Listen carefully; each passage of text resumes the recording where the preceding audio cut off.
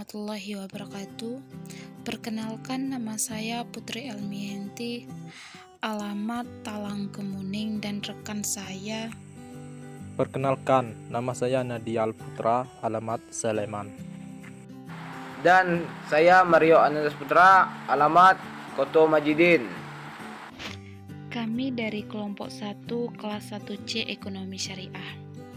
Baiklah, kami akan menjelaskan tentang karya ilmiah yang bertema mampu membedakan kata dan kalimat baku dan non-baku, menyusun kalimat efektif dan ragam ilmiah serta ragam populer.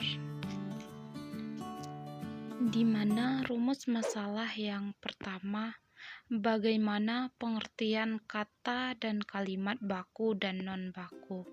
Yang kedua, proses penyusunan kalimat efektif. Yang ketiga, bagaimana perbedaan ragam ilmiah dengan ragam populer. Dengan pengertian ragam populer. Dan demikian pula dengan tujuan yang pertama, mengetahui pengertian kata dan kalimat baku dan non-baku. Yang kedua, mengetahui proses penyusunan kalimat efektif. Yang ketiga, mengetahui perbedaan ragam ilmiah dan ragam populer.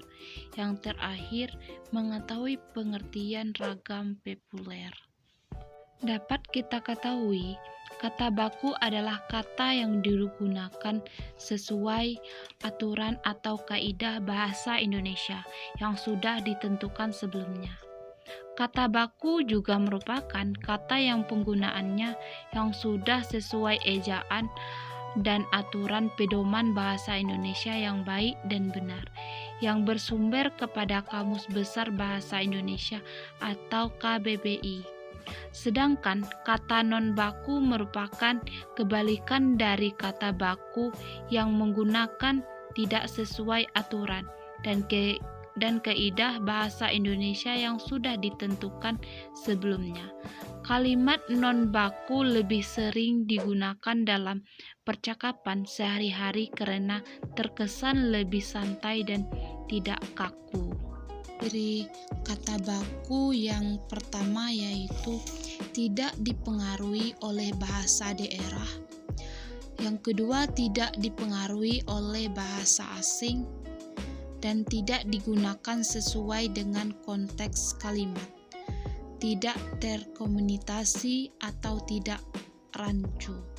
Yang terakhir yaitu tidak mengandung kata-kata yang berlebihan. Sedangkan ciri-ciri kata non-baku adalah sebaliknya. Yang pertama yaitu dipengaruhi oleh bahasa daerah, dipengaruhi oleh bahasa asing, dan terkombinasi atau rancu, banyaknya digunakan dalam bahasa gaul, dan penggunaan kata yang tidak baku. Poin yang kedua yaitu kalimat efektif.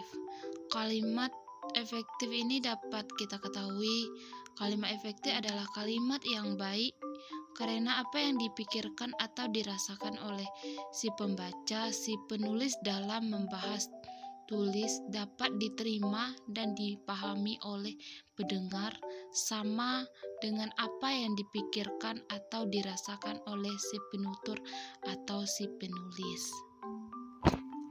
Dapat kita ketahui unsur-unsur kalimat efektif yang pertama terdiri dari subjek, predikat, objek, dan keterangan. Di mana kalimat efektif memerlukan adanya objek dan predikat agar kalimat terlihat utuh.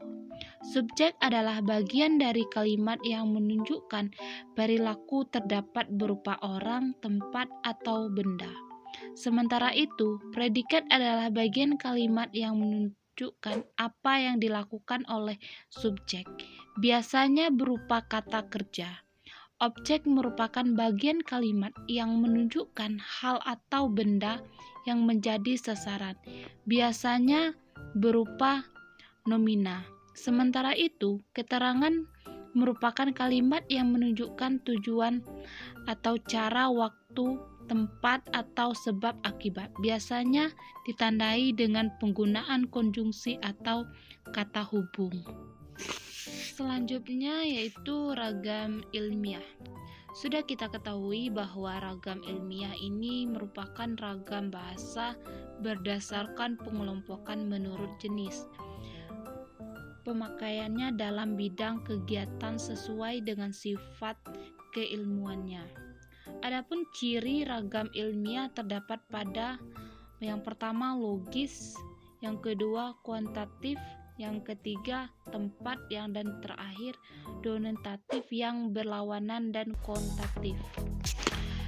Adapun poin yang terakhir yaitu tentang ragam populer.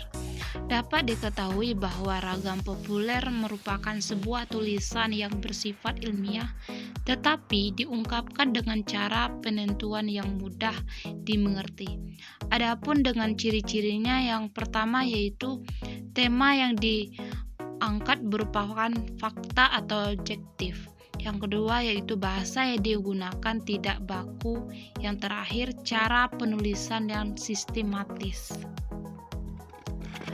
Kesimpulan dari pembahasan di atas dapat diketahui bahwa kata kalimat baku dan non-baku mencakup keseluruhan saat membuat sesuatu karya ilmiah yang digunakan dengan kalimat efektif maupun dengan ragam ilmiah serta ragam populer. Itulah kesimpulan dan pembahasan dari kelompok kami. Saya tutup dengan Assalamualaikum warahmatullahi wabarakatuh.